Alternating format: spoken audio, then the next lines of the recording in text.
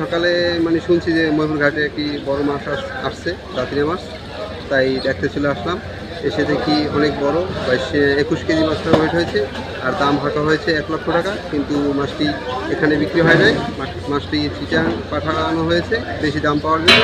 আর এইসব মাছ কিন্তু আপনারা সচরাচর দেখা যায় না আমাদের ময়ূর মাছ ঘাটে, আর জেলেরাও সচরাচর পায় না। এই মাছগুলো যদি সচরাচর পাইতেও তাহলে জেলেরা অনেক লাভবান হইতো। আর এই মাছগুলোর পেটের একটা বালিশ আছে, এই বালিশটার প্রচুর পরিমাণ মূল্য, এই বালিশটা বাইরে রপ্তানি হয়, এর জন্য এই মাছগুলোর অনেক দাম। যে আমাদের গরু এই যে মাছটা পাওয়া যায়, এই যে মাছটার নাম হচ্ছে, আমরা সচরাচর আমাদের এখানে বলি দাঁতিনা। এই মাছটা সচরাচর পাওয়া যায় না, এই মাছটা গভীর সমুদ্রে পাওয়া গেছে। যে জেলেরা আছে এই জেলেরা পেয়েছে এই মাছটা ওয়েট হয়েছে যাইয়া প্রায় 21 কেজির উপরে। আর এই মাছটা আমাদের এই যে বাজার আছে, এই লোকাল বাজারে 1 লক্ষ টাকা বলছে, কিন্তু আমরা এই মাছটা বিক্রি করি না। এই মাছটা আমরা প্রসেসিং করে আমরা এরকম পাঠাবো, চিটাগাংয়ে পাঠাবো।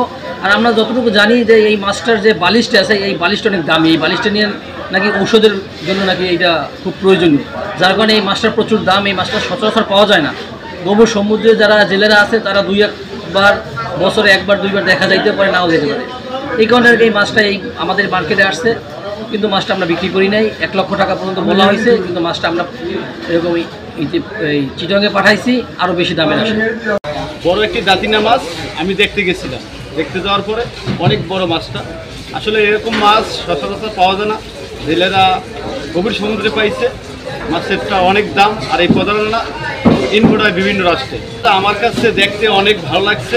মাছটি সচরাচর পাওয়া যায় না, জেলেরা পেয়ে অনেক খুশি। সকালে শুনছি যে ময়ূর ঘাটে একটি বড় মাছ আসছে, দাঁতিনে মাছ, তাই দেখতে চলে আসলাম।